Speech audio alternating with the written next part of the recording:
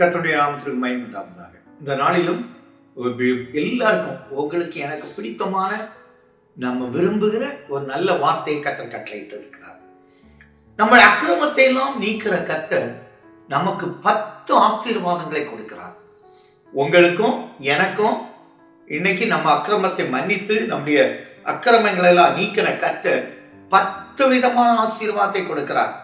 பாருங்க, எசேக்கியேல் எழுதின புஸ்தகம் 36 அதிகாரம் 33 வசனத்தை பாருங்க. கர்த்தராகிய ஆண்டவர் சொல்லுகிறது என்னவென்றால், நான் உங்கள் அக்கிரமங்களை எல்லாம் நீக்கி உங்களை சுத்தமாக்கும் காலத்தில் முதல் ஆசீர்வாதத்தை பட்டணங்களில் குடியேற்றி வைக்கிற கர்த்தர்.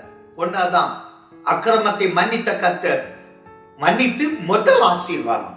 இரண்டாவது, இதுவரையிலும் அவாந்தரமான இடங்கள் எல்லாம் கட்டி எழுப்பப்படும் உங்களால். உங்களை கொண்டே கர்த்தர் கட்டி எழுப்புவார்.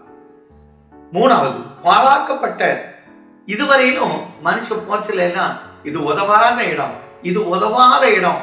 பாருங்க, அந்த இடத்துல ஒரு 4 வயசு வரும்.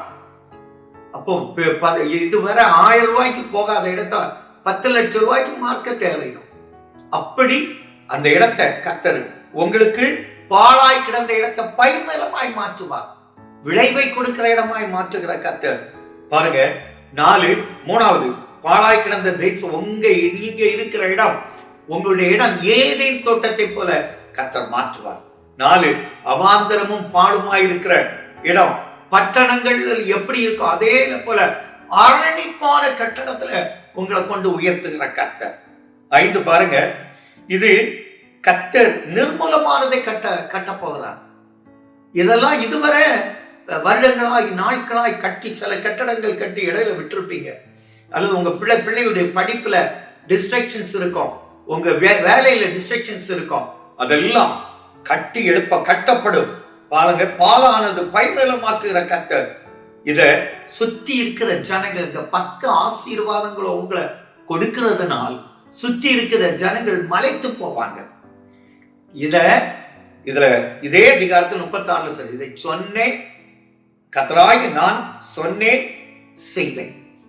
இந்த வார்த்தையின்படி உங்களுக்கு செய்வது முடிப்பார். 10 ஆசீர்வாதங்களையும் உங்களுக்கும் உங்க சந்ததிக்கும் கொடுப்பார். எசேக்கியேல் 36 33 முதல் 36 வரை வாசிங்க. 37 சேர்த்து வாசிங்க. 10 ஆசீர்வாதத்தை பெற்றுக்கொள்ளுங்க. நீங்கள் நல்ல தகப்பனே, இந்த 10 ஆசீர்வாதமும் கேட்கிற குடும்பத்தார் பெற்று அனுபவிக்க கிருபை செய்யும் நல்ல பிதாவே, ஆமென்.